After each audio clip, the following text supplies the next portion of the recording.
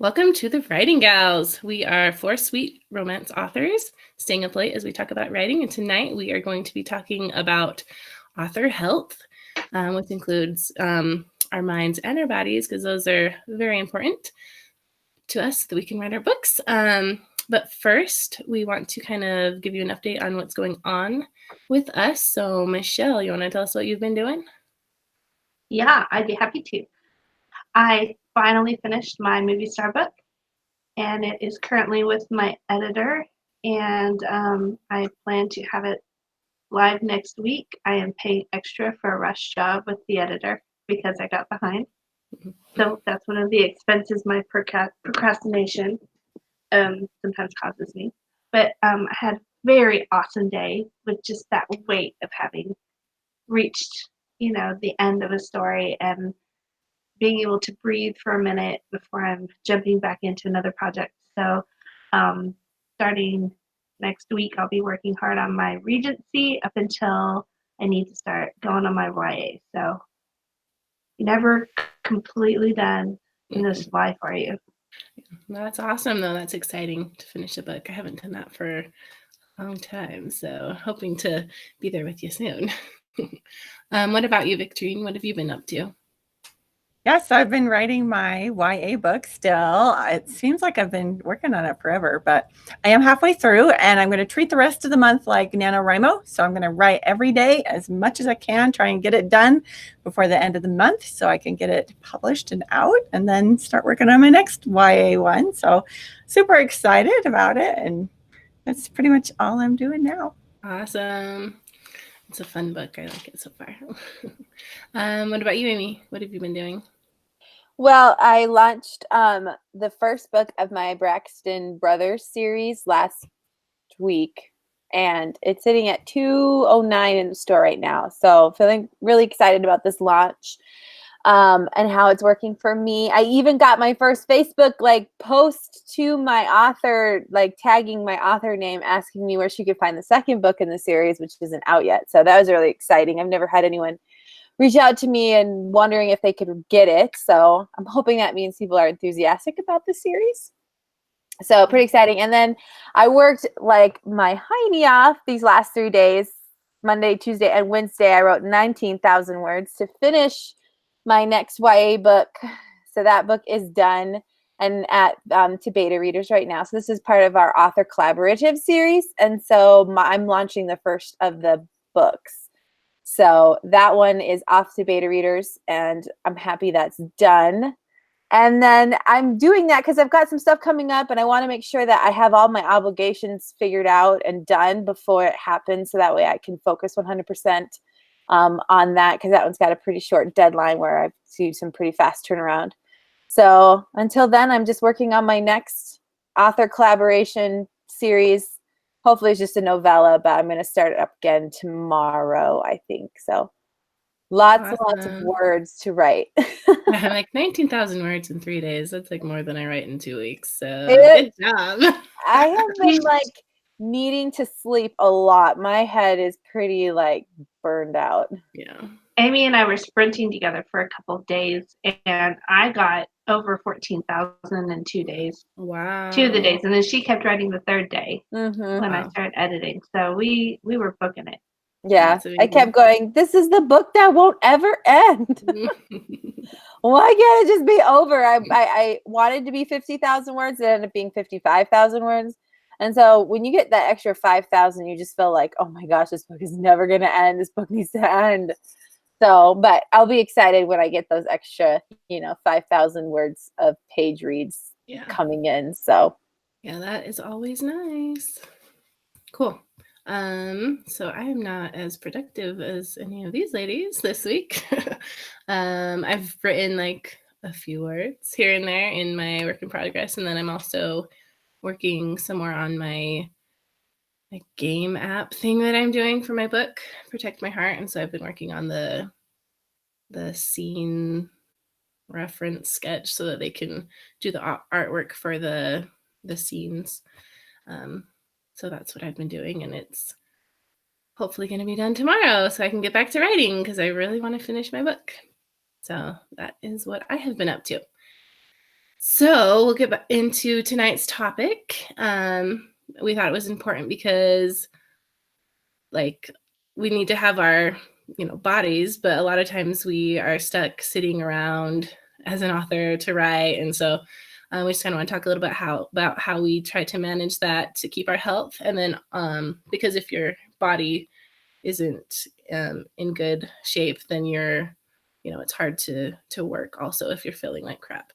So and then also our minds are definitely important too, because we create and our minds are always working, and we need them to be in a good place to be able to get those words out. So that's kind of why we wanted to have this topic tonight. So first, we're going to talk about the physical health. And so we had a question from Gail, and she asks, how do you all balance exercise and writing time along with family and everything else? I struggle with this. Exercise always eats into my writing time. So I think it's funny that she said exercise eats into her writing time, because that does not happen to me at all. So I'm like, I don't. Yeah, I was like, with this. just don't do it. That- Yeah, I just wanted to say I am the one that's here tonight to make all of you feel good, because I totally don't exercise. Awesome. So for me, go ahead. I was gonna say I do have a gym membership, and I'm not currently going like I should. But yeah, I don't think that exercise has to be a conflict. There are lots of ways that you can incorporate your time spent exercising with your writing. There are a lot of people I know, like 4 people who have desks at their treadmills, and I can't do that because I have to concentrate to not fall off the thing. So I don't try and write and walk on a treadmill, but I do. That is a time that my brain is working.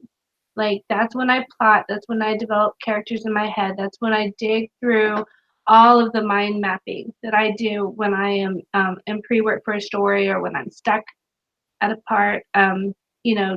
It really does help to get your body doing something else, and let your brain kind of break free of the pressure that would come if you were sitting at your laptop, just, okay, I got to do this, And so I think that is one way that you can balance it, is just use that time effectively. And then when you sit down to write, you're ready to go. Yeah, that's what I do too. I have a gym membership as well, and I try to go. Well, lately it's been like I'll take my oldest son to school at a little before 8, and then I'll on the way home I go to the gym for like 30 minutes. I used to always think I had to go for an hour, but now I know I'm less likely to go if I think I have to be there for a long time, because I'm like, but I gotta write. So I just say 30 minutes, and I'll just walk on the treadmill. And I know it's not like super hardcore exercise, but I feel like I'm at least getting something, gives me those endorphins and makes my Fitbit have a few more steps on it. It makes me feel better about myself. But yeah, I'll listen to like audiobooks a lot also. Or just to make myself want to go, I will sometimes watch a show that I've saved to be able to do that, because I try not to watch a lot of TV anyways, because that cuts into writing time, but that's kind of like a reward for going to the gym. But then also, I think too, like, it's not just writing time we're talking about, because if I think about my day and how I spend it, like, really, I just maybe 1 or 2 hours is literally actually writing. The stuff is everything else. And I think for me personally, I know this, except I'm not good at mastering it, where I'm like, really, like, if I cut down, the 30 to 45 minutes that I just spend goofing off on Facebook or something, where I feel like, no, that's my writing time. If I'm honest with myself, then I can say, well, that's really time that you don't need to do, you don't need to do it. And you could just get out a YouTube video and do a workout for 15 minutes. If anything, I use my gym membership for the childcare, so I can leave my kids for 2 hours and I can write, undisturbed for those 2 hours. So I think what Judy, you said it perfectly. If we put less stress on exactly what we need to do for it, that will do it better. If we go, it's whatever we can do successfully, then we'll be okay with. Yeah. And then also it, like, if you don't have like a gym membership or you don't think you have this big like chunk of time in your day, if you do riding sprints, you could do like a sprint of riding, and then in your like 5-minute break, you could walk around your house, go up the stairs, go down the stairs, just like a lot of times we think that our exercise needs to be in like big chunks of time. Like that's how I got to get my 30 minutes of exercise, but it doesn't necessarily have to be all in one moment. You can do 5 minutes here, 5 minutes there, and it'll add up throughout the day. So that's something else that I've done. And then also another thing that helps is I dictate sometimes.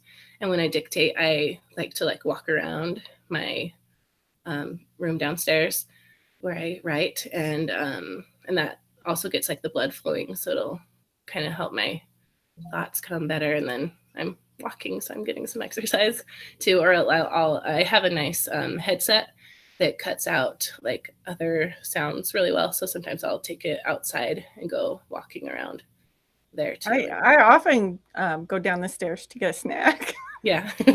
So I go upstairs because I'm downstairs. So I go upstairs because our kitchen is upstairs. We have a weird house. And so I'll go upstairs to get a drink of water. And then, so I have to do that. So that helps me, I guess, get some stairs. Instead of just doing YouTube podcasts on writing, we should do like the author workout routine. There you go. Like, pick up your snack, open your snack. Yeah, I know. Go down the stairs. That's awesome. Okay, any more thoughts on that? Well, she mentioned, balancing it with everything else in her life too. And, I think that people's schedules are so packed full of a lot of things that they have to do. And I think everybody just has to just sit down and figure out where are the time, wasting things in my life. Amy talked a little bit about Facebook. But, if you want to be a serious writer and make a career out of this, even if you've got other jobs, like you're employed elsewhere, you've got young children at home or older kids that have you running, carpool all over the place or whatever, you have to be able to say, I want to make this work and I need to be healthy. And so you just have to sit down and prioritize the things that are going to make everything work better. And then you just have to be disciplined. And I think that that's really hard for writers to do, but that's something that you just have to, approach in a professional way. And that's something that, we're all going to struggle with and fall short on and continually have to check, have I gotten the balance right between how much time I've spent with my kids and how much time I've, spent writing, how much exercise did I get this week?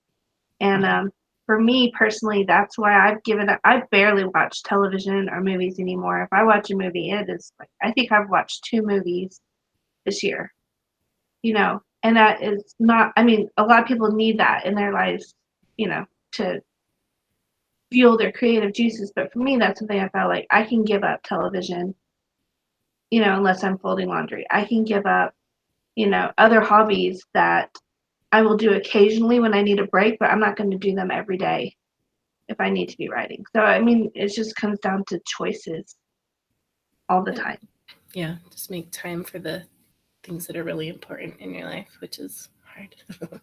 Well, and I think for me, it's something I struggle with, but being just being okay with the level that you're at right now in terms of your writing and success. Like if you are just capable of getting 2,000 words a day, then you should be you should be okay with that, and you should be happy with that because that's where you're at. I struggle with that. Get that to me, I'm like, but I can do better. And I push myself and I sacrifice other things to become better or at that thing. And so I have a hard time finding that balance.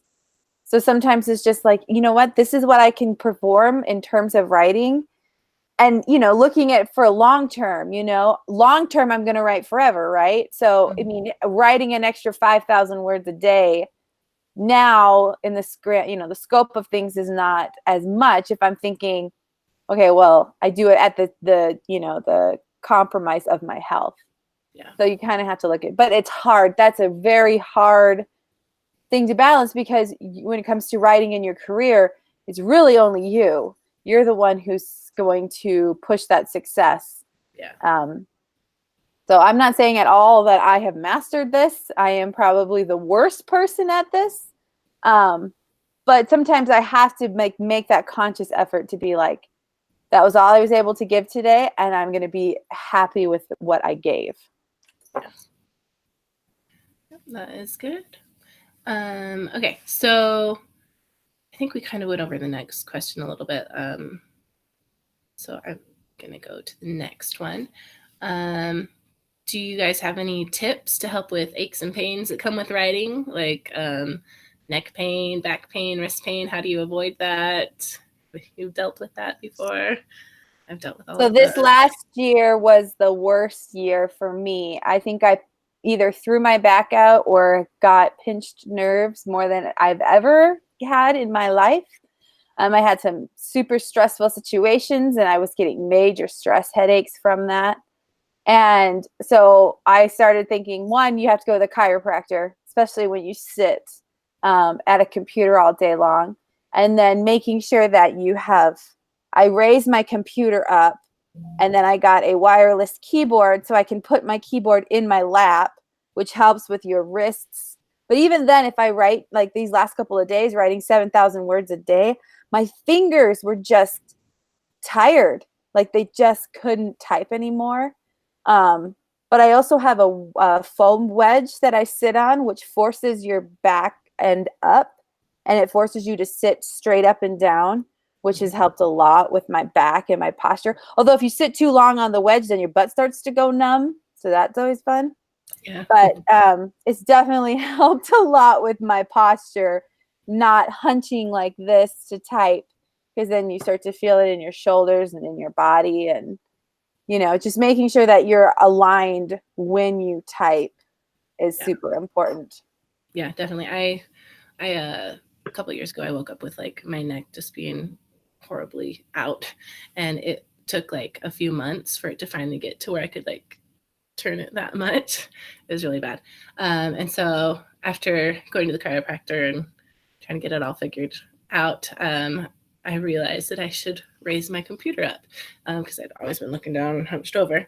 And so this is the setup that I have now. So I have like this lap desk type thing, I guess, that I use. So if I'm sitting down, I'll have my computer up here. But I've made this my desk so that it can be a standing desk as well. And so I have this other like collapsible stool, which is nice, especially if you're like writing somewhere else. If you're going to like the library or whatever, and you wanted to be able to raise it, you can put that in your bag real easy. And then I have this ergonomic keyboard, which helps my wrists because they sometimes go numb from typing too much. And then I bought these like arm brace, these hand braces. Or wrist braces.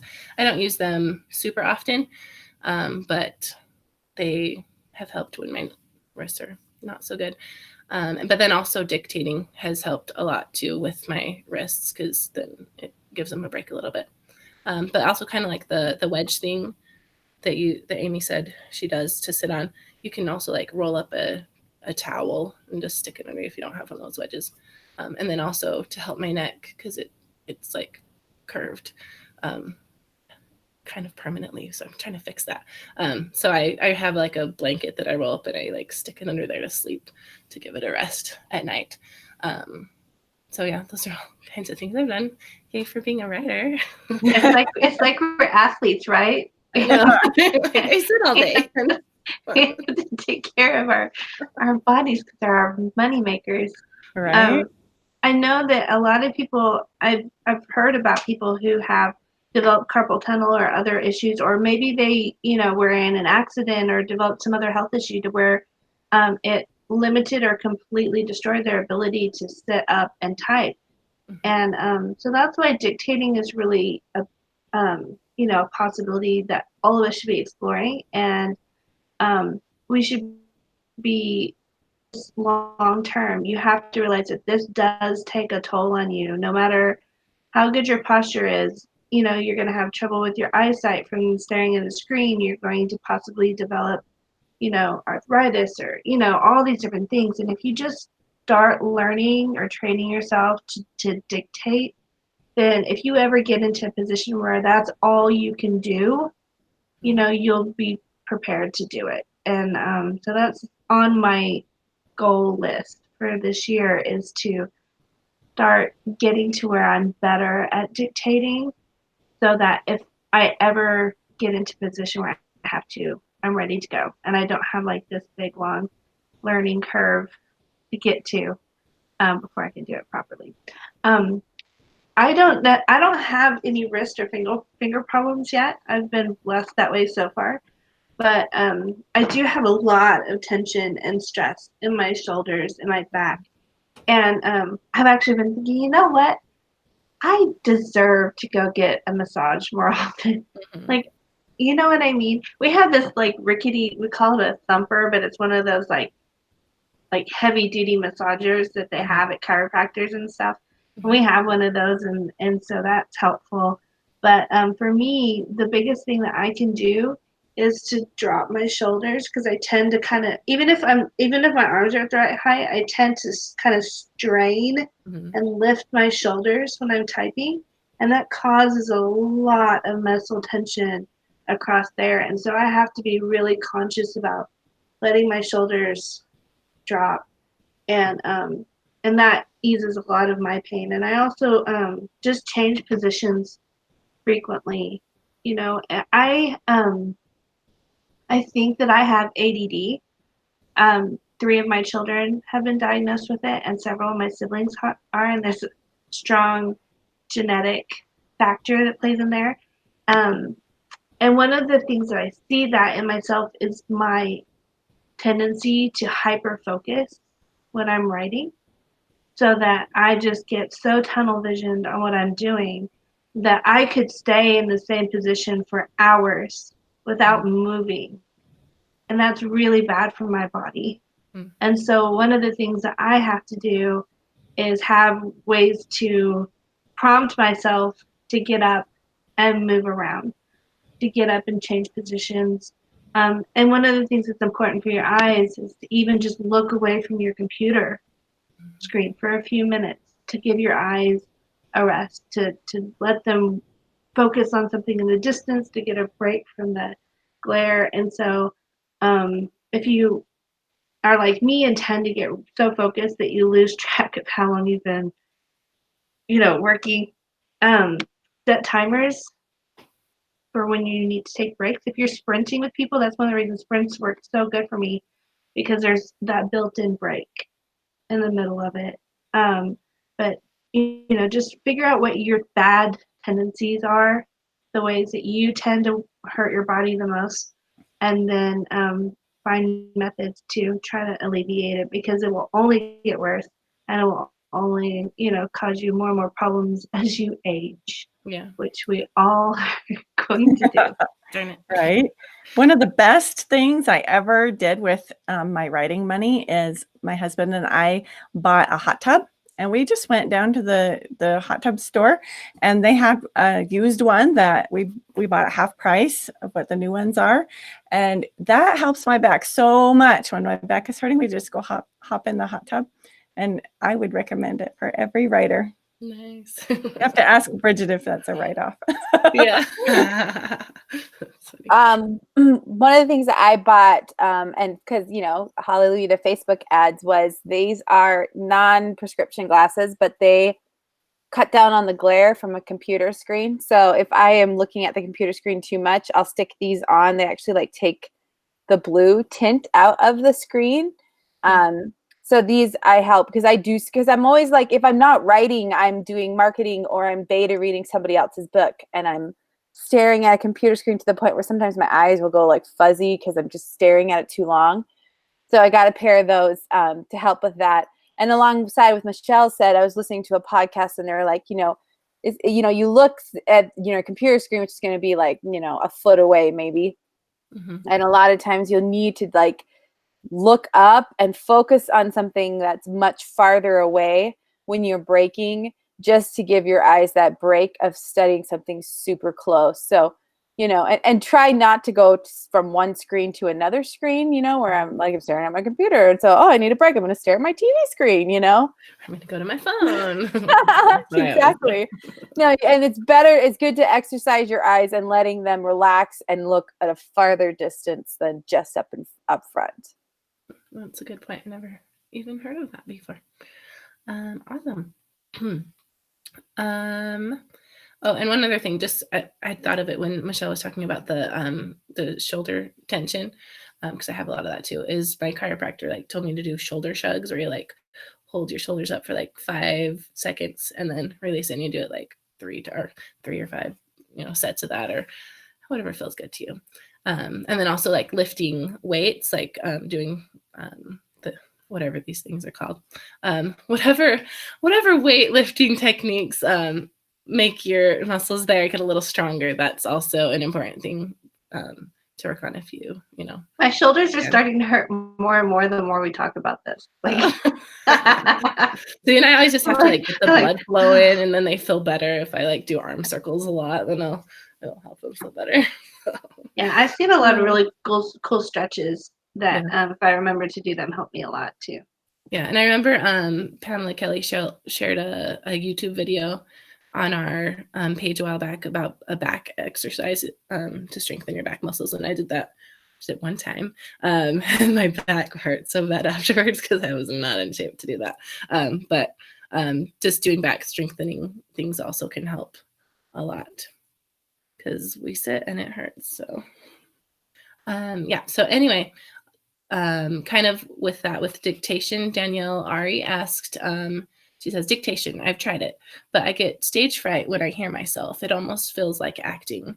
How do you make the mental switch? How long does it take to get used to it? So I've done some dictation, so I'll just talk first. So for me, it was really weird at first when I first started. But it took me like maybe a month to get used to it and for it to feel more natural. I'm still not like super amazing at it because my brain, like, it resists, and a lot of time it just wants to do the thing that's easy, which is typing, because that's what it's used to. That's what it's done for years. And so I have to actually like get the thing out, get it going, and then walk around and tell myself it doesn't have to, because I'm a perfectionist, and so I tell myself the words don't have to be perfect when they first start coming out of my mouth. And a lot of times, like, it is true, like the first little bit that I dictate, I end up throwing out because it's just garbage.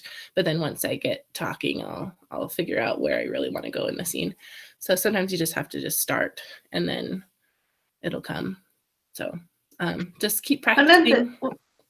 Go ahead. One of the tips I saw on the Dragon Writers Facebook page is, or maybe it was in the guy's book that I'm terrible with names, you guys.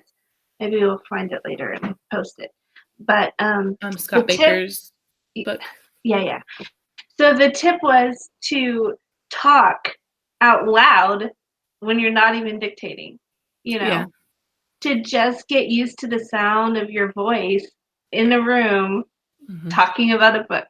And I thought that was a great idea. And so I work from home. My 4-year-old certainly doesn't care if I'm talking to myself because she does it all the time.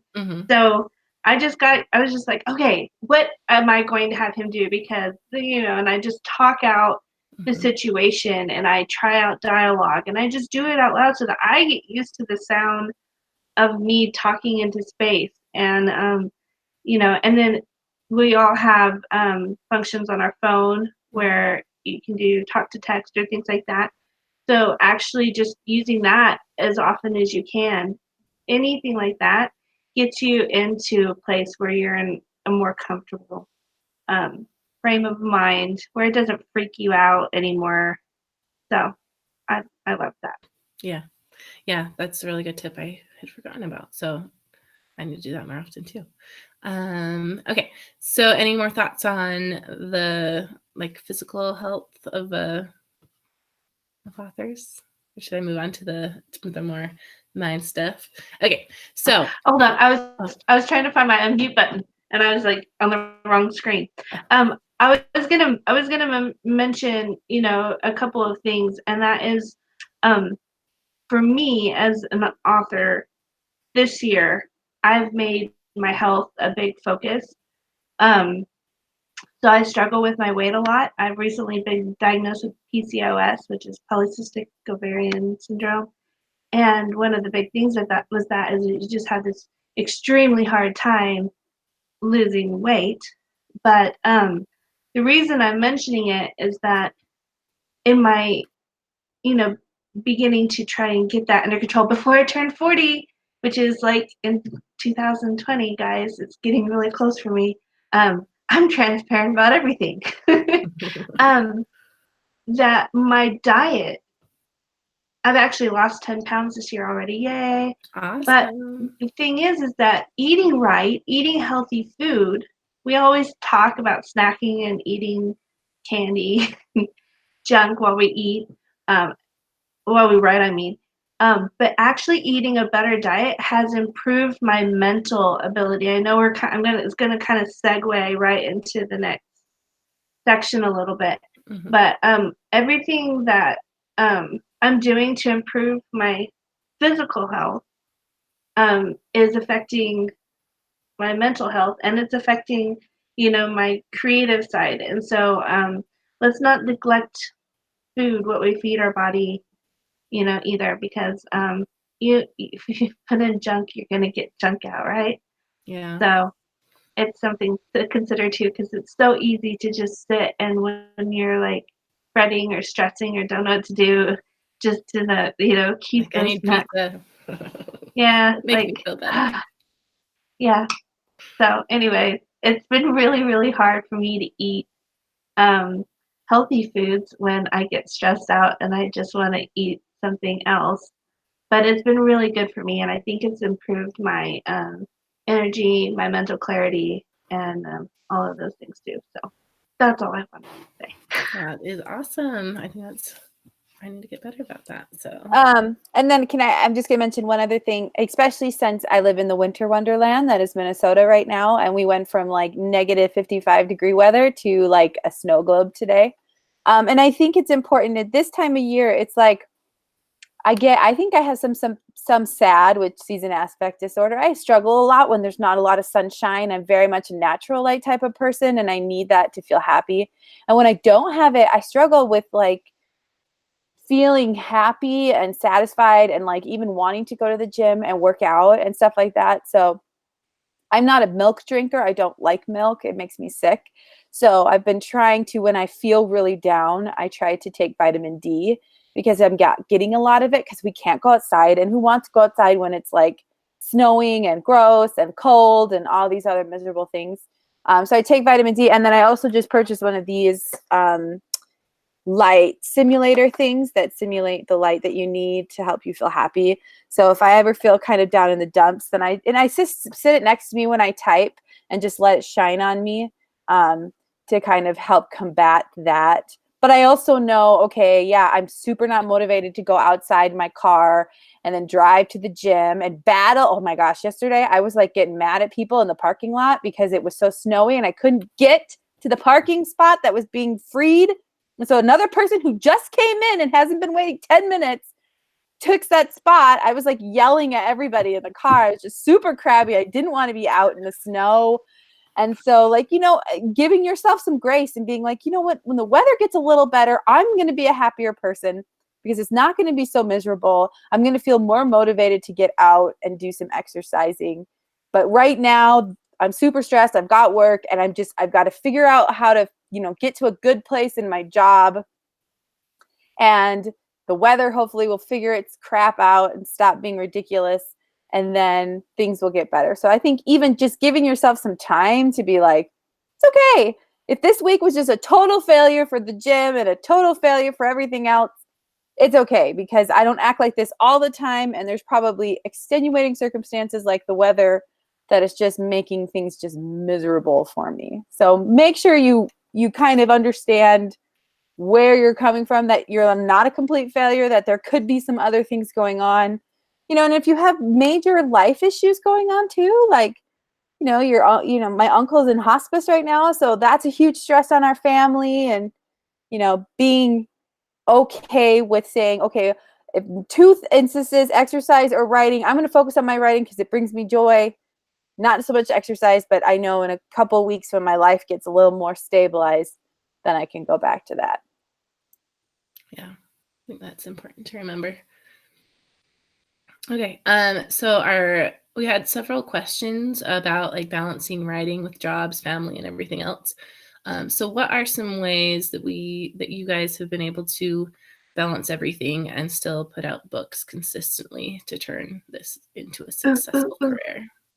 So Michelle. one of the 2 best things that I've done is to actually hire a lady to come in and clean in my house. And it seemed just so luxurious, but maybe a little bit pretentious. I don't know, like what. Like I was just like, oh my gosh, I'm not gonna clean my own bathrooms. But then I started to think, how much time would I save paying somebody to do these things that I could spend getting words down. And so that's what I do, and I love it. I love that I am providing work for somebody who wants it, and I am providing myself with time to sit and do my work. So that has helped me enormously, and it is not something I could have done at a different point in my career, like earlier on. But once I hit the point to where I was making money doing this, and I could invest in myself and in my time, that was something that helped a lot. I also have hired someone to do personal assistant work for me, which allows me to spend my time writing instead of doing a lot of the really mundane and time-consuming tasks that we all have to do as writers. And it's something that it's kind of I'm always thinking of new things that she can help me with. But basically, it's okay to pay people to help you to do this thing, because a lot of times your money is better spent doing that if your words earn you more money when you write them. Does that make sense? Like it's a good investment in yourself and in your business to do that. So Yeah. that's what I was. Yay, that was like a good business decision. Yeah, It's that's paid good. off a lot for me. That's awesome. So for me, I got my husband to be a stay-at-home dad. So that gave me a little bit more time and helped me balance everything better. But before that, some of the things that I would do to try and balance everything was just kind of like cutting out all the extra things in my life and saying no to a lot of things, not volunteering for all kinds of things at my kids' schools. I'm not the cool mom that's a room mom and in the PTA, because my writing is important and we need that. But also like I only had like nap time to write before my husband was home, and so I would make sure that when I had the nap time, I would not let anything else happen. I wouldn't do dishes. I wouldn't do anything. I just focus on the writing. Or after my youngest didn't take naps anymore, then that would be her screen time instead. And that's when I would write also. And then also I would like set aside one night a week, arrange it with my husband for me to write. And that would be all that I would write, so that I was, I knew for sure I was going to get that time. And then on the other nights, I would be better at being more present with my family. Or like on Saturday mornings, I would set aside, like I get to write from 9 to 12. And then I can do family stuff, because usually I try not to write on Saturdays or Sundays, just so I can get a break. But if like I need to get some writing, then I would set that aside. And then also like getting my husband on board to where we'd give each other like days off. We used to do like each get a Saturday off every month, and so he could do whatever he wanted, and then I would write on my day off. And so those are things that kind of helped me balance everything back before I was like a full-time writer and was able to do that. Isn't I this am- stuff? Oh, sorry. Oh, go ahead. I was I like, was gonna isn't say, this stuff hard? It is hard. Oh my gosh. I am the worst at balance because the way I balance my life is whatever's screaming at me the most, I'll do. So if the book just has to get done, then I have to just do it. And if I let other things slide, I just let them slide until the point where they're critical, and then I go do that other thing. And so I am the worst example. But I think one suggestion would be to start treating your writing like a business, because even if you are super busy throughout your day, think of it as, okay, I just took on a part-time job, and you have to carve out that time anywhere within your day that you have and give yourself 2 hours. This is a part-time job. I only work 2 hours a day, but give yourself that full 2 hours and shut off the internet and go somewhere and just write, because that's the only way it'll get done. Yeah. You got to make it definitely a priority. And then, because if you have to get the writing done, then you will get that done. And then usually you can find time to fit the other things in also. Yeah, I mean, it's really, I can just imagine a lot of people watching this podcast and be like, my life is nothing like that, you know? And that's the crazy thing, is everybody's lives are going to be different. We're all fortunate that we get to be home during the day. You know, none of us have jobs that we have to go to, but a lot of people who listen to our podcast have one job, 2 jobs, you know, multiple jobs, and they're still trying to balance family and everything else. And you know, it's always going to be a struggle, and you're gonna mess up, and sometimes everything's gonna fall apart, and then you just have to pick up the pieces and keep going. I get to stay home, but I still have a toddler that I take care of all day long, and then by 3:30, you know, my kids are all home, and my day gets really, really crazy. So the thing that I've learned is that it's important for me to set apart certain times of the day that I do certain things. When I'm going to, so I write best first thing in the morning. I think somebody wanted to know this. I don't know when we were getting there, but I do write better in the morning. That's when my brain is more awake. But it also helps me be like, okay, so I got words down. So now I feel okay, you know, laying that aside, because I get really grumpy if I haven't gotten to write for a while. But the last 3 days, when I was in a major writing and editing, like, focused effort, where it was all day long for 3 days, guess what? My kitchen hasn't recovered yet. I have a mountain of clean laundry to fold. Luckily, my husband was still running things through, getting loads done. And now me and the kids are going to have a big folding party this weekend. You know, it's, things fall apart, and you don't always get things perfect. Like Victorine says, whatever's screaming at you. I had books screaming at me for 3 days, and now that's done, and I get to play catch up everywhere else. So, you know, one of my favorite things I heard was Tracy Abramson, who's an author that I really like, and I've gotten to know her a little bit at conferences. She always says, I still fold laundry, you know, and we all do. All these things that make our lives so busy. So just be kind with yourself and realize that there are stages in life, and that there is a way to find writing time. When I was working full time, I wrote on my breaks and my lunch break.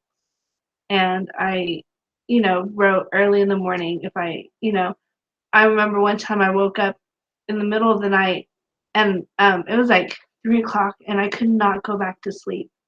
Well, maybe that was time that I could have just wasted on television, but instead I got, you know, a couple thousand words written before I was able to go back to sleep.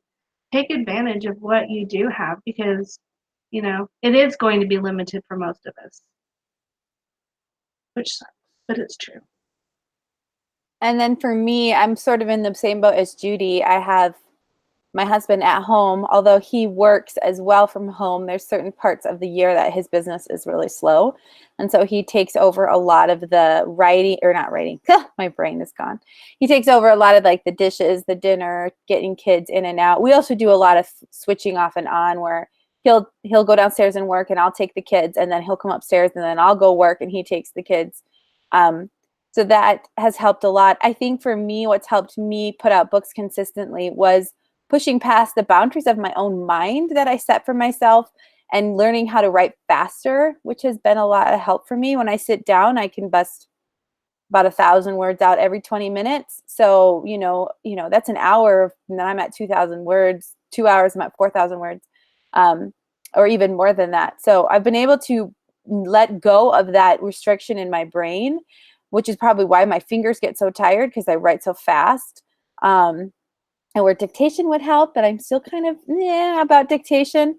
So I think that is helpful. I think a lot of times we put, these speed bumps in our mind that don't necessarily need to be there. And then just like everyone else has said here, and I just reiterate, like, it's helpful that my husband's very supportive, and I know a lot of people's spouses are not when it comes to writing. I've proven to my husband, and I'm not saying this that you haven't, but my husband now knows, okay, this is a career and no longer a hobby. I used to tease my husband because he, in the beginning of writing, he said, Amy, whatever you make from writing, you can have, and you can keep that income for yourself.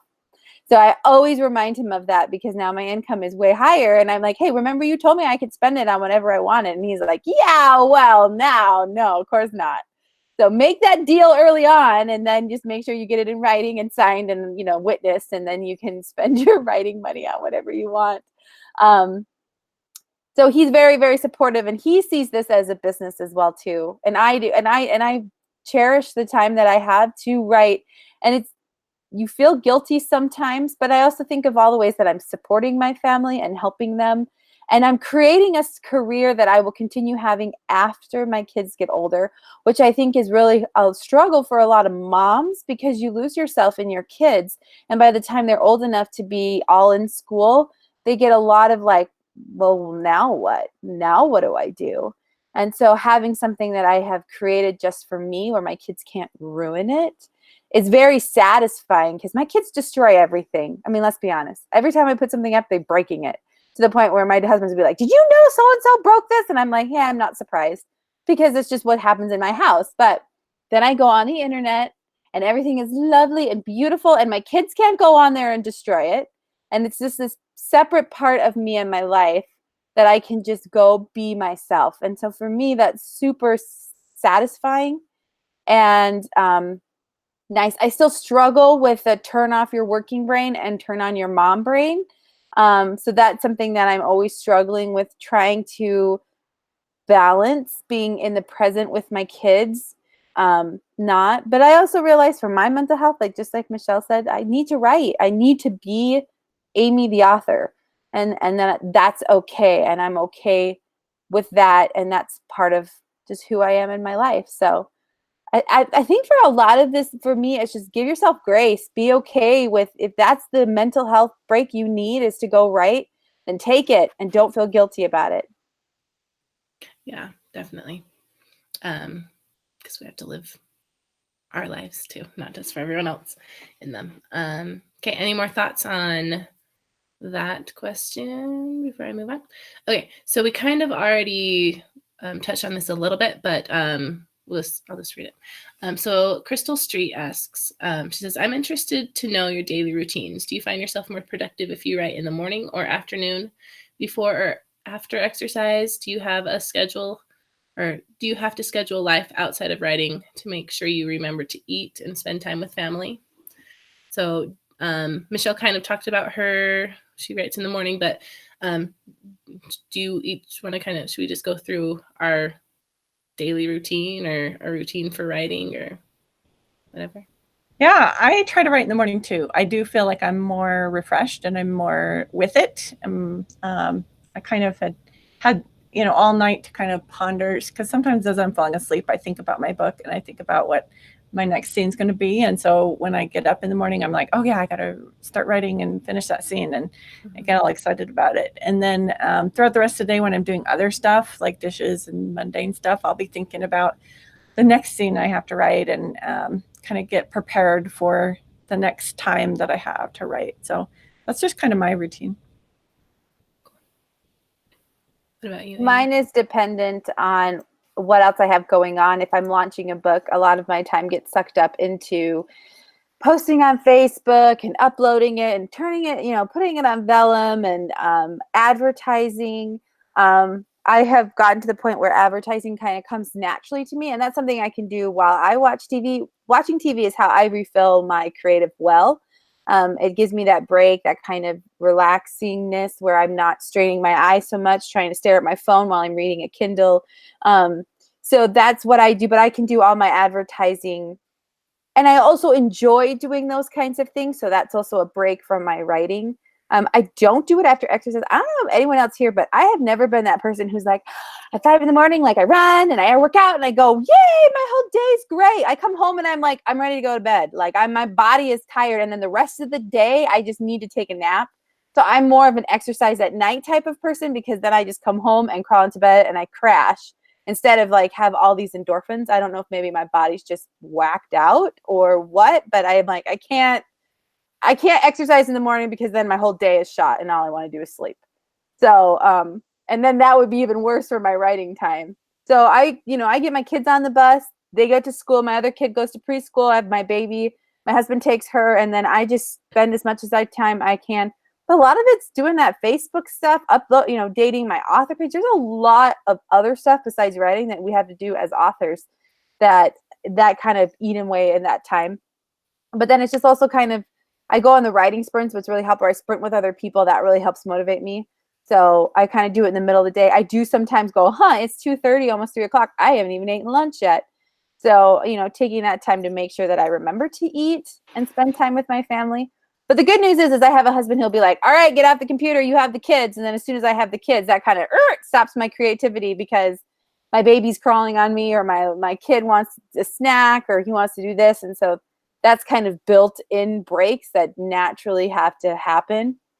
But then sometimes I'm like, if I'm watching the kids, the younger ones during the day, I'm going to need you to take them because I have to have writing time.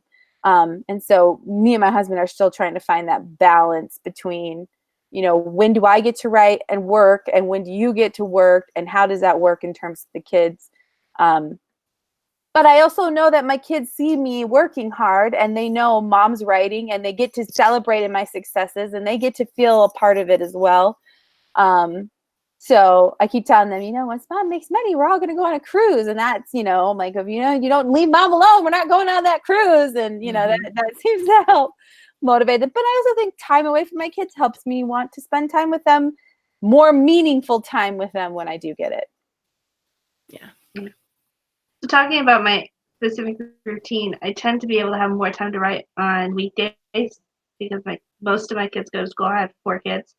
So I get all of them on the bus by, my 14-year-old she leaves at 8:10. She walks to the bus. And sometimes it's really funny. She has a friend that walks. That's why she rides the bus, because she and her friend like to go together. And her friend meets her at the house, and they'll sit in the living room and play with their cats, and they'll turn on the show, and they'll be talking. And I'm just like, get out of my house. Just for those 15 minutes, because by that time of the day, I've been up for an hour and a half, and I'm ready to write. And I just want my writing time to start. And I'm just like, okay, it's time. And so part of me gets really anxious to get going. Mm-hmm. But I've learned, Amy and I were talking about this the other day. If I start on business stuff, I can't, it swallows you whole. And then I don't get my writing done. And so if I really want to get words down, it's really best for me to do it first thing in the morning when all my kids are out the door, and before my toddler is really kind of gotten energetic for the day. And then I can do some of the, more business type stuff. Or if I have a deadline, I will spend that time writing too. But by 3:20 every day, it's go time for me as mama. 3:20 till 8:30 when I finally get everybody back in bed. That's 5 hours that I am on mom time. And then if I try to write when the kids are in bed, you guys know what happens to me. I will fall asleep. It is just the worst thing because I just think I have this time. And, I can sit next to my husband while he's watching, sports or his shows, and I can just put my earbuds in and we sit together and I'll write, and then I'll wake up and I'll have 3 pages of whatever letter my finger was on when I fell asleep. It's just the way it is all the time. It happens. I will tell my friends, I'm like, yeah, I've got 5 pages of ends this morning, whatever letter it was. So that's the story of my evening writing right there That's in a awesome. nutshell. I don't think I've ever fallen asleep with the keyboard. I'm too distracted most of the time. I don't know. So for me, my routine, I need to get a good routine because I like switch it up every week, it seems, because I don't know. I have a hard time figuring out when I should write or like sometimes I go to like things, my kids have like choir performances at school, so I'll go to that. And so it just kind of changes what I'm doing. But what I'm doing right now is I like to like wake up. I don't like to, but I do. I wake up at like 6 in the morning and I do my Miracle Morning first, which is from a book by Hal Elrod. And so with that kind of helps me get into I'm going to be productive today mindset and get in a good place. Or I do like meditation and then affirmations that will like get me excited about what I'm going to accomplish, and then visualizing me writing for the day. I know some of these sounds kind of weird. Read the book, but it's awesome. And then I'll like journal and then do reading then I'll do some exercise for like 5 minutes just to kind of my first exercise of the day. And then I'll help get my kids off to school and then go to the gym after that. Sometimes if I go like at 8, when I drop off my kid, if I drop off my kids and go at 8, then I won't write before that. But if I'll go at like 9 with my husband, then I'll try to write a little bit in between that time, and then go to the gym and then get ready after that, and then try to get writing as soon as I can after that. And then just kind of do that through the rest of the day and try not to get distracted by Facebook and everything else. So not perfect at that, but I try to have like a word count goal for the day. And lately it's been 2,000. It used to be more, but I just have not had as easy of a time writing lately. So I'm trying to be nice to myself and say 2,000 words is good. And so if I do that, then I'm happy. And a lot of times to get myself to do that, I'll try to set like a reward. So like I like to watch the show The Bachelor. That's like the only show that I follow. And so every Tuesday it's going to be on my Vudu account for me to watch. And so I'm like, if I write my words, as soon as I get them done, I get to watch The Bachelor. So that's what I do. I try to find things to reward myself with because now I'm the only one working in my house, and so I have all day to write. But it'd be better if I want to get to where I can get it done way sooner and then just do whatever I want the rest of the day, or maybe even write more, then I get books out faster. That would be awesome. So yeah, just try to have things to reward myself to get it done faster, and then just try to write in the cracks of time. And then I usually I try to be done by 5 or whenever my husband has dinner ready. Sometimes he gets it done before then. I'm like, but I was supposed to work for 10 more minutes. So yeah, I try to be done by 5 and then be with my family for the rest of the day. And then I used to write at night, like after the kids are in bed, but my brain is just dead these days by that time. And so I'll go to bed and be excited to wake up the next morning and write. So that's kind of what my routine is these days. I'm hoping that I can be better at writing earlier, maybe, and not all day long. So that's my goal. Any more thoughts on that thing? Okay. Okay. So there's another question. How do you avoid writer's block? I need help with this. So Help me. So I've seen so many people talk about what writer's block actually is. When I was in college taking writing classes, my professor would always say that writing block is not knowing your audience. And if you think about that, it's interesting because I think what causes writer's block can be many different things, but essentially it's not knowing where to go with your story. And if you know what audience you're writing for and you know what the audience wants, then you know where to go with it. If you are somebody who feels pressured by what other people think of what you're doing, then don't write for other people, write for yourself. And then your audience is yourself, and then the pressure is gone. So I think that there's a lot of different ways that you can spin that to use that appropriately. For me, if I'm stuck writing something, I try to find a scene that I'm excited about. And if I'm trying to write a scene that I'm not excited about, then there's probably something wrong with it. Usually, if I try something really crazy or something that I haven't thought of before, rework something, or dig into my character's personality and find some way to spin the scene a different way than I'd originally planned, it's usually all I need to break through my writer's block. So, yeah. Yeah, that's really good. For me, I've found when I am stuck, it's usually because I've lost the conflict or lost the tension.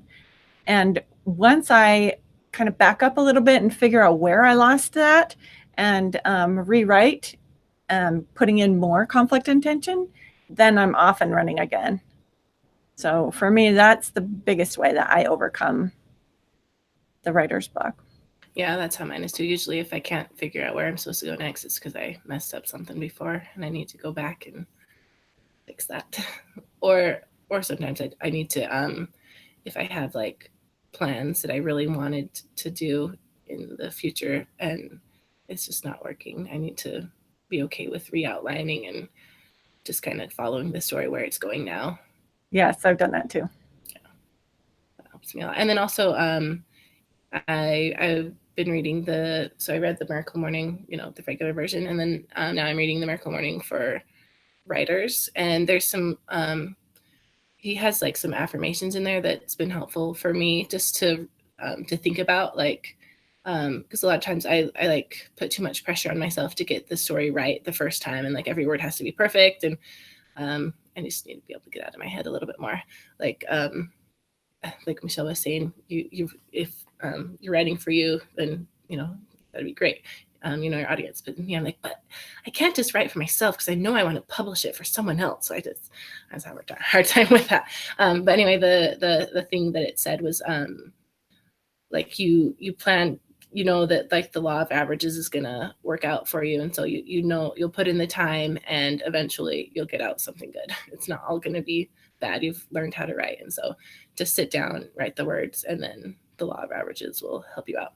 So that's been helpful to me to just get myself writing, because that's usually the hardest part for me, is actually like starting. So and then another thing that helps is after I'm done writing a scene is if I'm like done with my writing for the day, then I'll try to write out like a short paragraph of what's coming next, so that the next day I know where to start and I can be excited about it, and also maybe thinking about it in between writing sessions.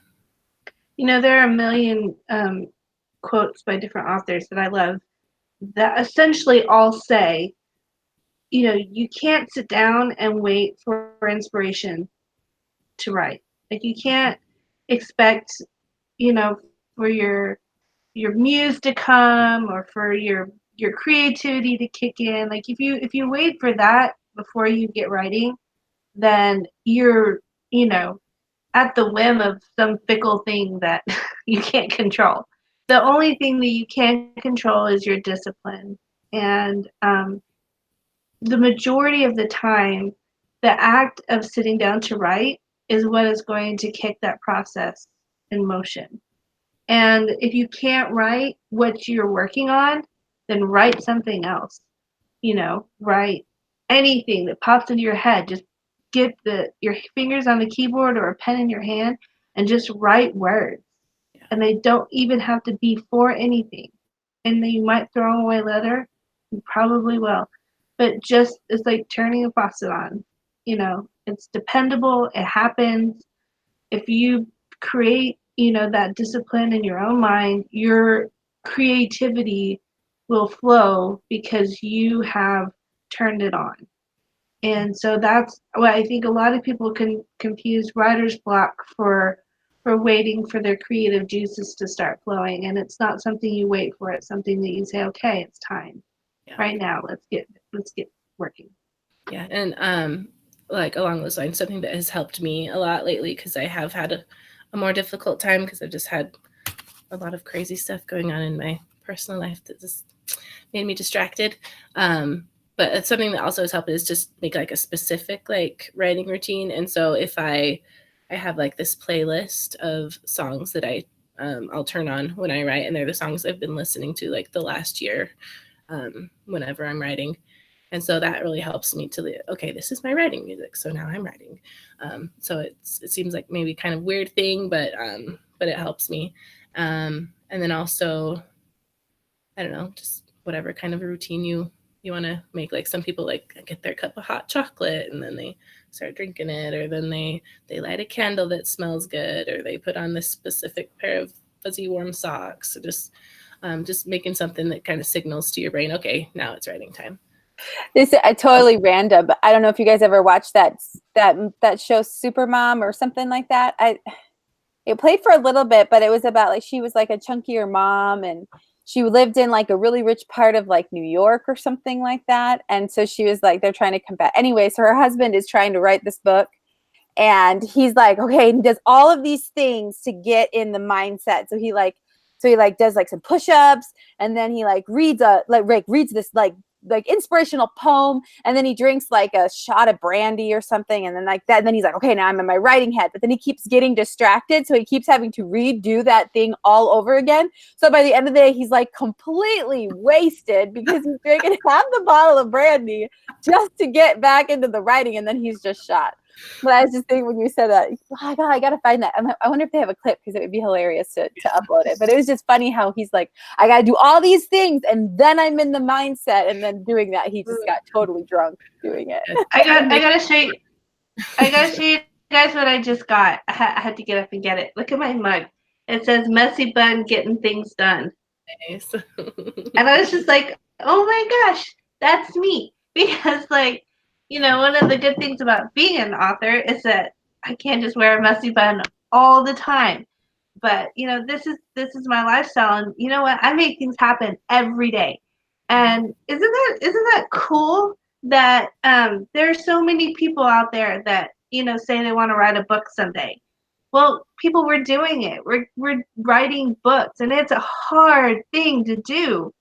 No book is ever going to just be a breeze to write. We all wrestle with every single one of them. And we're getting things done. It doesn't matter if we struggle with writer's block, or if we go for a whole week and only get 30 words a day, which may or may not have happened to me in January. But in the end, you get it done, right? And that's one of the things that I've been learning how to do, is to get it done even when things are getting hard. And that's kind of what we're talking about with writer's block, especially, is you just learn how to power through things sometimes. Just be strong and get what you want done. Yeah, awesome. Okay, so then kind of along the lines, it's kind of similar to writer's block a little bit, but how do you avoid burnout? Because that is, especially as indie authors putting out books like as often as we do, or as often as we want to, it is a lot easier to get burned out on writing. And that did happen to me last end of October, and killed me for a while. So I think, yeah, Amy, she definitely is able to like write tons of books one after another. So maybe she has some good tips for me. Well, I think for me, it's switching up what I'm writing. I think that's really helpful. Getting excited, getting covers done really help because it gets me re-excited. I get really excited about a new book, and I'll write like the first 2 chapters like that, and then it's harder. You know, you get in that murky middle, and then there's a book that never ends, and you're just trying to finish it up. I was talking to my husband about this because last year I love to remodel, I love to redecorate, I love to do all those things, but I was getting to the point where all of the projects that I wanted to take on were going to cost more than a couple $100 at the store. And so I was telling him, okay, I was just like, okay, I'm just gonna put my head down and I'm gonna work really hard and get some good income coming in, and then I'll be able to take that money and do something with it that I want to do, and take that break to remodel a bedroom or something like that.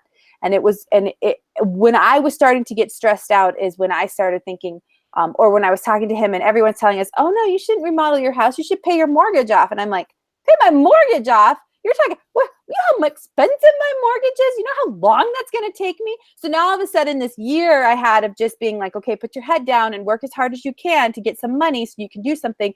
Now you're telling me, okay, that's not for another 5 years down the road.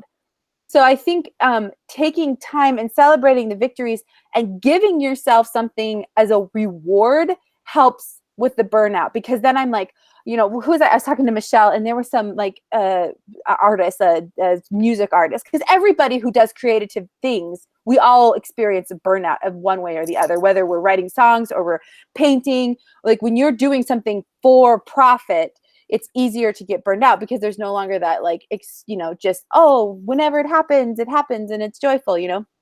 And so he was writing a song and they were like, oh, what are you going to call that song? And he was like, New Garage, because, or something like that. That's not quoted, but basically like, or the boat, this is the boat song because this is the money I make from this is going to buy us a boat. So I think having those rewards help me push past that. And my husband was like, no, Amy, like, I totally agree. Once we get an emergency fund saved, then we can put money and you can remodel a bedroom or you can remodel a part of your house. Because for me, I'm like, okay, just don't go spend any of this money. Just work really hard. So finding that balance of allowing yourself some happy time, like you do with The Bachelor, that's a really short thing. And then also having the longer term goals of being like, okay, well, if I work hard enough, I'll be able to do X, Y, or Z. So that helps me with burnout. But I think also just finishing a book, I think a lot of times we start books and we never finish them.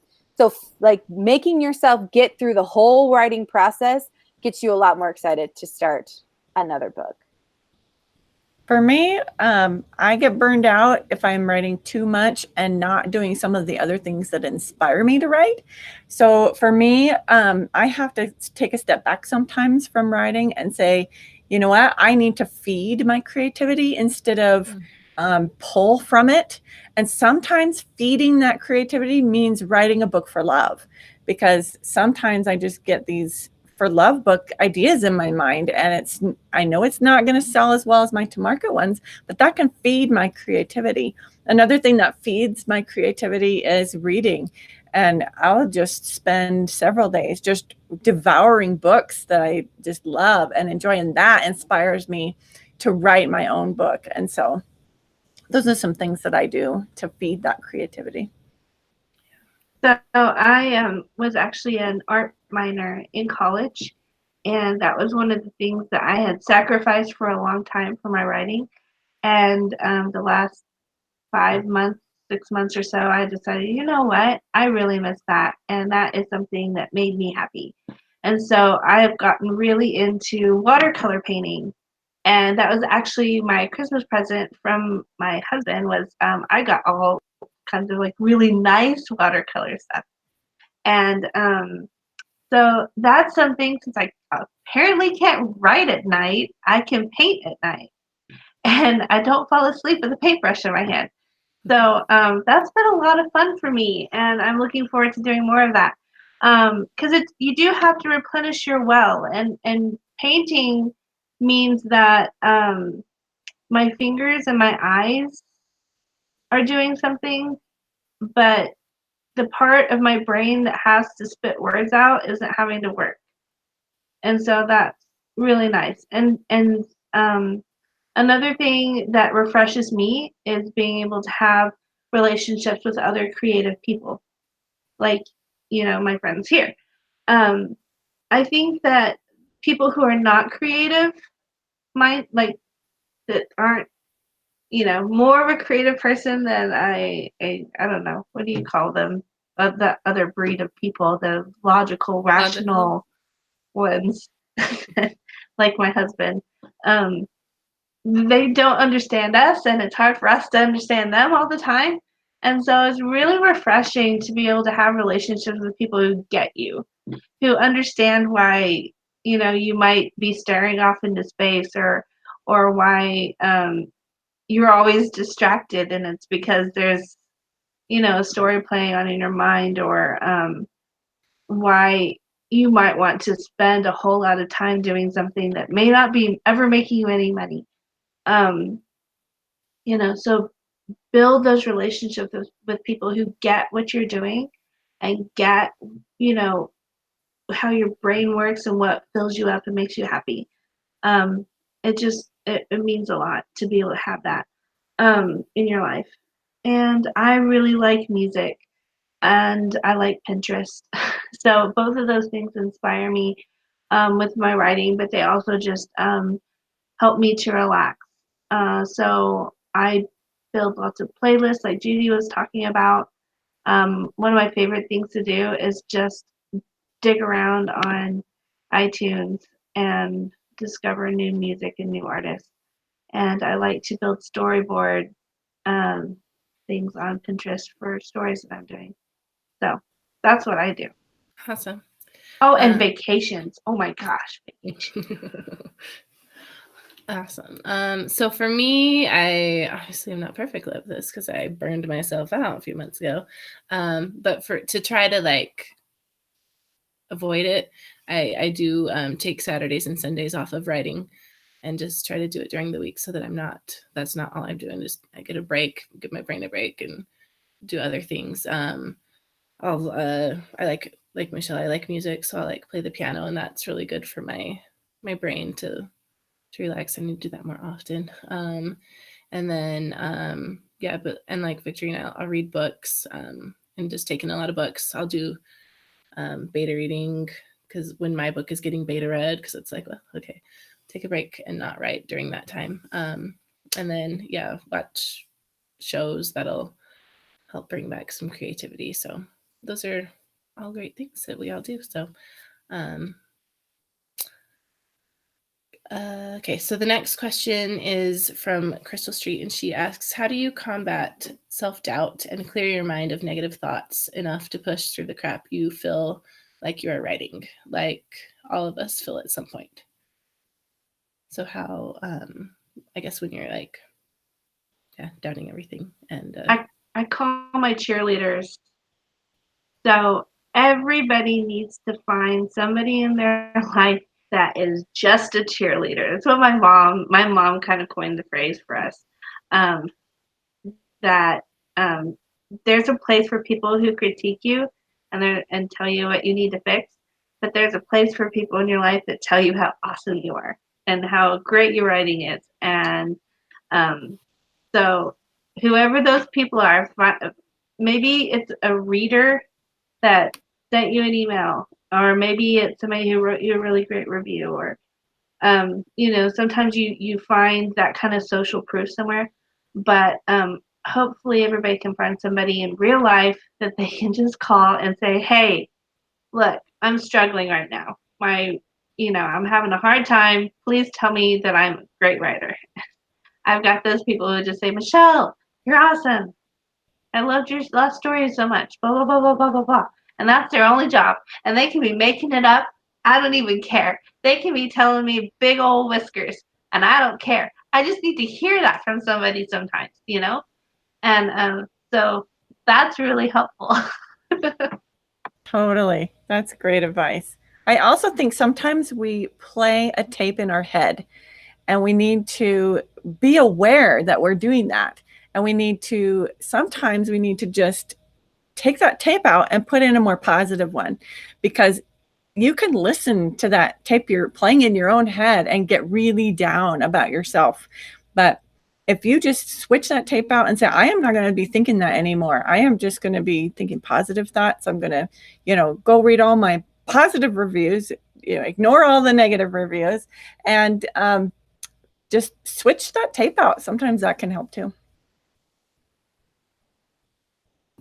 Yeah, that's what I have to do too. I have to go find some positive reviews, like, because a lot of times my opinion of each book is only as good as the last review that I got, which is really stupid. Totally, yes. And it's dangerous because if you only focus on all the positive ones, then sometimes you get an overinflated sense of, how great you are, and then you get somebody who's just like really honestly, not there with you, and you're like, wait a second, you mean I'm not the greatest author in the whole entire universe? I am not the reason that ebooks were invented. I mean, like, what?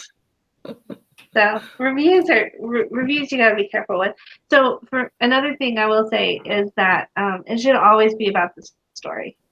When you're writing, it should not be about, I'm writing this to impress people. I'm writing this to validate myself as a writer. The story is what validates us. It's not, are you good enough yet? Like, you can only write a story if you're good enough. That's not what this is about. This is about telling the story that's in your head. And if you can't reach that essential part of the process, then you're always going to struggle. But if you can zone in on the fact that this is a story that I want to tell and only I can tell it this way, then it keeps you from being prey to the fact that you might not be good enough to do it yet.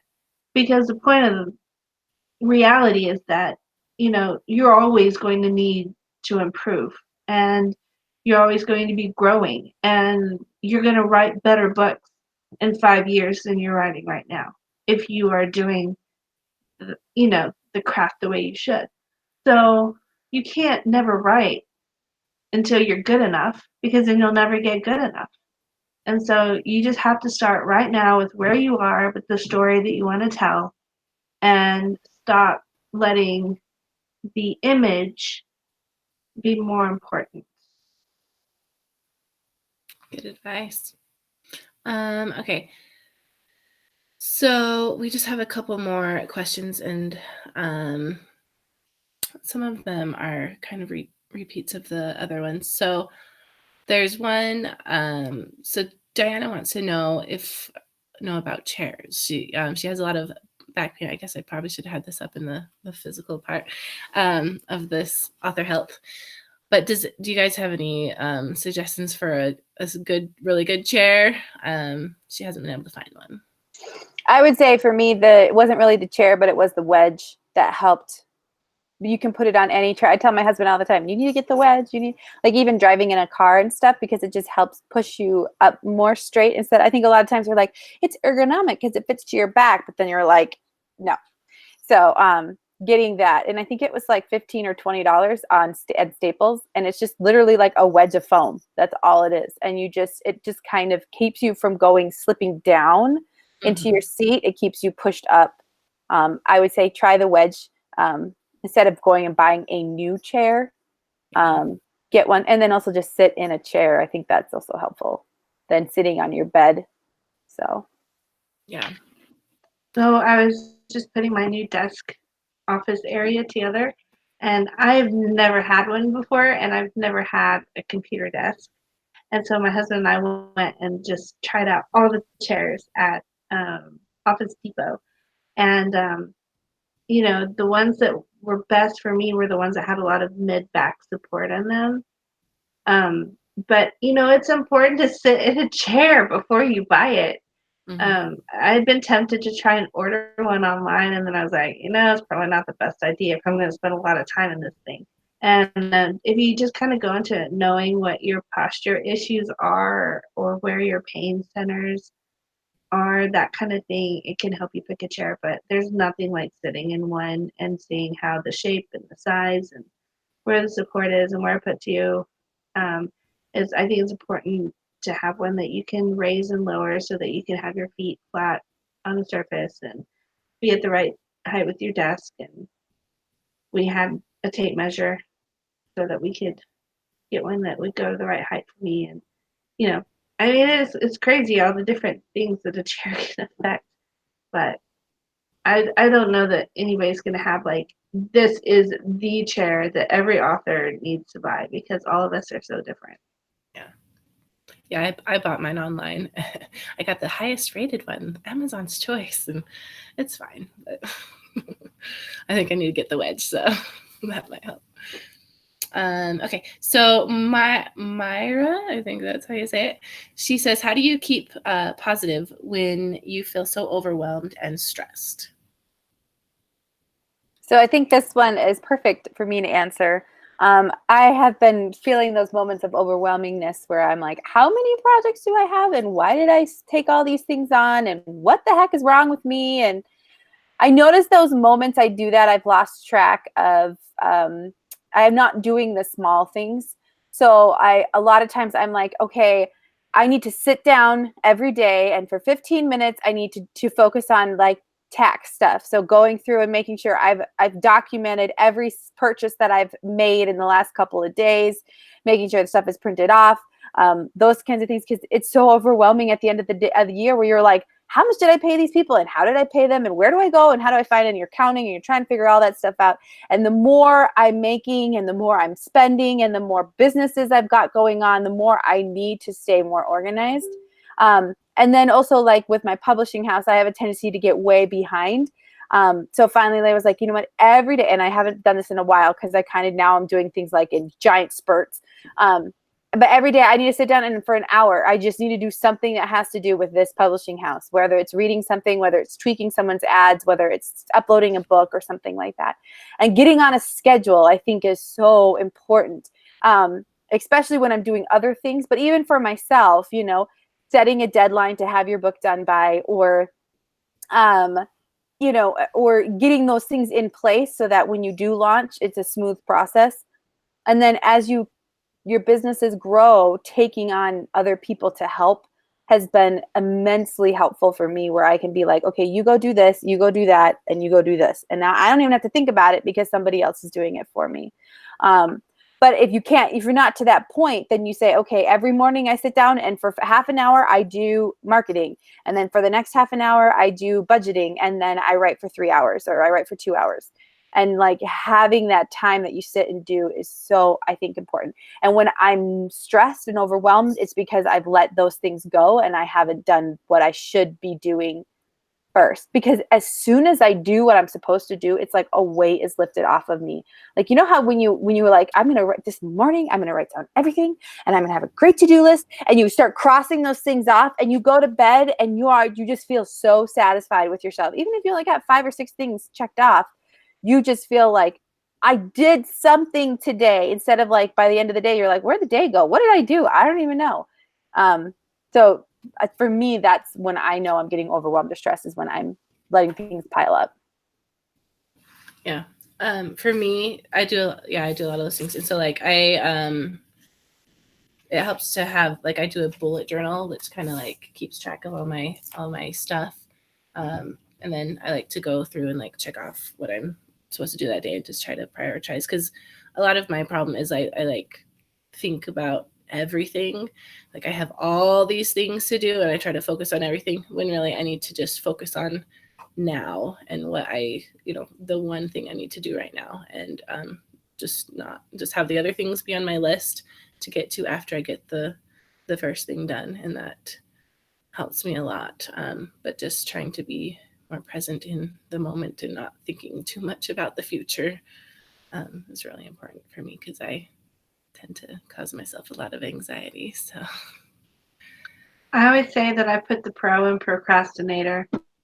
I put things to the last minute. I always feel like, you know what, I've got time to do this later, and then and it's this weird thing because I've been doing it my whole life.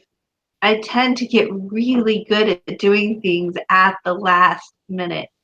you know, kind of like this last book I finished was another example. I was trying to write it all the way through like the end of December and January. And finally, it's just like, oh my gosh, it has to be done like yesterday.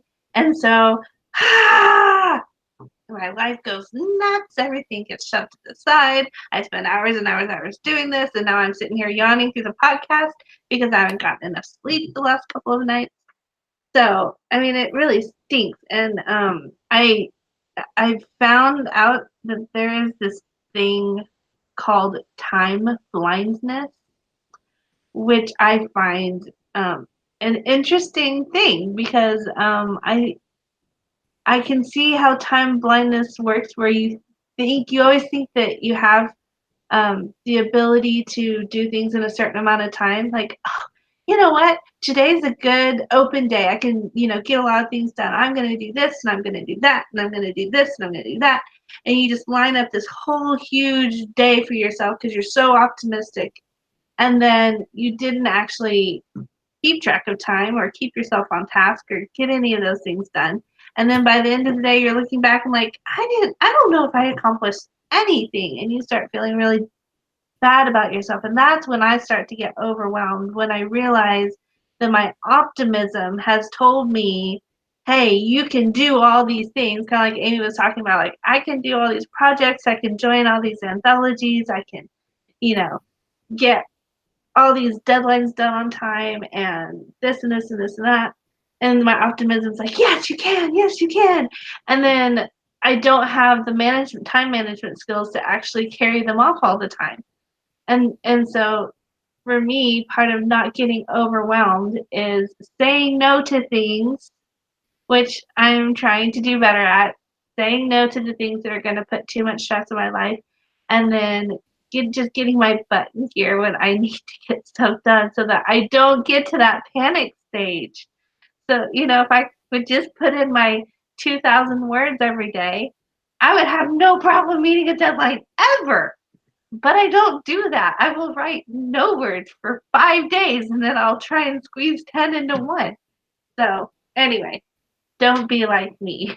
That might be the best advice. I don't know about that. You put out a lot of good books, so be like Michelle. Okay, so I think, okay, one of the last questions. So how do you handle author jealousy? When your author friends seem to be having more success than you, how do you deal with that? And that is a very important question, especially when all your friends are doing awesome. Just like you have to have a cheerleader in your life, you need to have a vent person in your life. And it's got to be somebody who will love you even when you sound like a really terrible person. And then you just say, why does this person always get everything and I just don't? And you just let yourself be horrible for a minute. Okay, maybe this is really bad advice.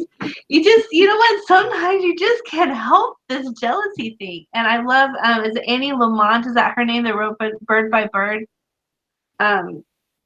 She has a whole chapter on author jealousy. And she just talked about, no matter what you achieve or no matter what your successes are, it's just human nature. It's really hard to not compare yourself to somebody else. It's really hard to not want what someone else gets or to understand that there's a reason why they're getting it. And to celebrate genuinely with your friends is sometimes hard. So, and if they're not your friends, then, well, it's even harder sometimes. It's just one of those things that you're going to come up against because I was telling, and it's funny, I was telling my daughter this, she's 14 years old, and she's a really good singer. She got first chair alto at all regions this year. She's good. She's really good. But when she hears somebody who she thinks sings better than her, it makes her feel like she shouldn't even bother, right? So here's me being mom and giving her good advice, and I'm telling her, you know what? There's always going to be somebody who sings better than you. But that's not what this is about. Your voice is your voice, and the world needs it. It's different, it's special, it's you. And you can't hold that back just because you think somebody else is better than you. And we're, as writers, going to have to face the fact that people are going to write better than us, and they're going to write faster than us, and they're going to make more money than we're going to make. And we're going to have to understand that, they're going to get deals, they're going to get offers, they're going to, all around us, there are going to be people succeeding. But is that really what it's about? It's not about what other people are doing. It's about what we're doing. It's about this incredible journey that we get to be on as authors. How many people get to stay in their pajamas and live in other worlds and bring, people to life and share that with people who need it, because we get the honor of being part of people's lives and making their lives better. It's just one of those things where we have a voice, and all of us have to be willing to let other people be successful and be happy for them. And even if you don't feel like you can, even if you don't always feel it inside yet, be sure that you reach out to them and celebrate with them and congratulate them, and you'll get there. Sometimes we just have to let our feelings be what they are and work through them and come out the other side feeling the things that, we really do feel once we stop comparing ourselves and just start celebrating with them. Yeah, I think that is awesome. You worded that very nicely. You could be an inspirational speaker, I think. So yeah, along that, I have to tell myself that I'm on my own path and other people are on their own path, and it's not going to be the same. And we'll have different things that'll happen along the way. But it is hard to not get jealous at times, especially when I'm with these three wonderful ladies that are just doing so amazing all the time. And I've just had to learn that it's probably a good idea for me to not release at the same time as them, because they have these amazingly high ranks, and I'm like, so just certain things you just maybe watch out for. If you know that you are going to be jealous of their amazing ranks, maybe don't release it at the same time, because then you're not comparing everything. So that's something I need to do. And can I say one more thing? Yeah. I have this friend who she has just kind of been a book blogger and watched the market and different things like that. And she was telling me that she'd been seeing my success lately. And she said, I noticed that people who are successful at writing are people who have joined themselves with other successful people. And that struck me as really interesting. And I didn't intentionally set out to be like, who are the successful people? I'm going to be their best friend. Mm-hmm. That's obviously not what I did. But I did think these are people who are wanting to go the same place I'm wanting to go. And these are people who are working hard. And these are people with goals and ambition and the drive to keep learning and trying. And I think that, if we look at it as, I don't want to be around these people because they're always doing better than me and it makes me feel bad, then you're going to be doing yourself a disservice. That it's good to be with people who are achieving, who are doing big things, who are always wanting more, because it pushes you to break out of your comfort zones and to keep trying and pushing yourself. And if you just settle around with people that you don't ever have to be jealous of because they're not doing anything, it's not going to do you good. So it's kind of like a catch-22. Yeah, you're going to have to deal with jealousy when you're working with people who are doing awesome things, but at the same time, it's going to help you to do awesome things. So yeah, there's actually like a law, like the people you hang, the 5 people that you're around most, that's you'll be like the average of all those 5. I can't remember what the name of that law is. I used to know it, but so if you want to be successful, start hanging around successful people and learn from them.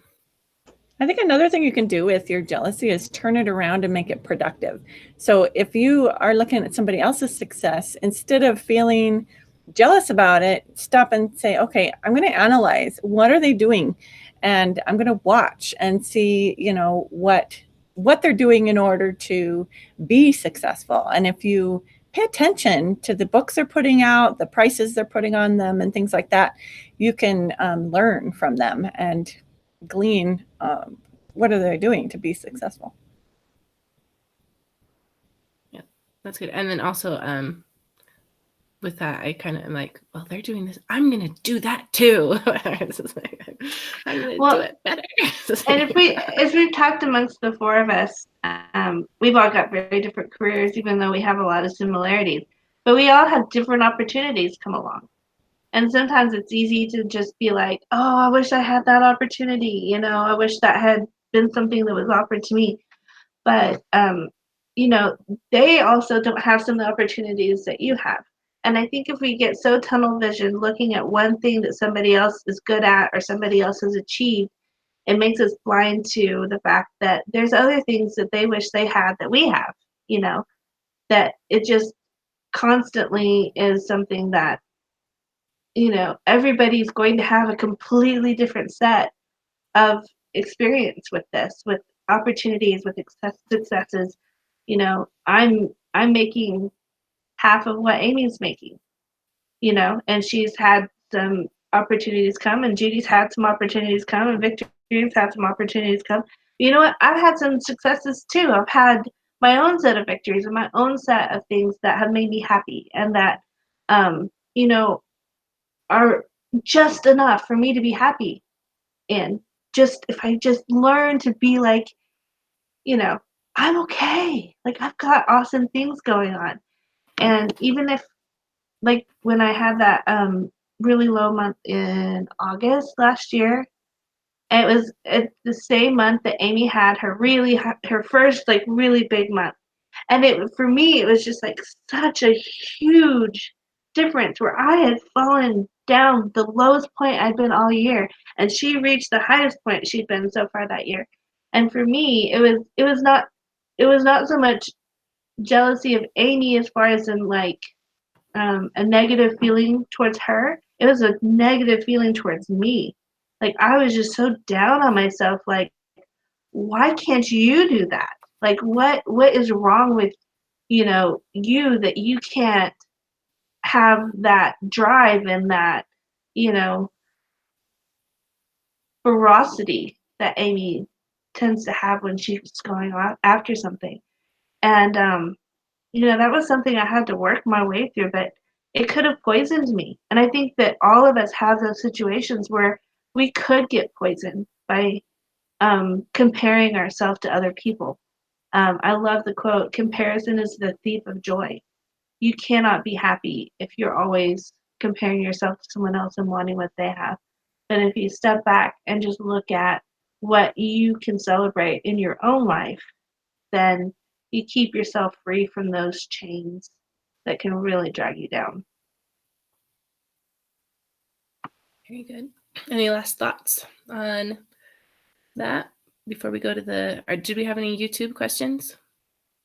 We had a couple. We had, let's see. Christy asked, how do you get past feeling foolish if your family overhears you when you're dictating?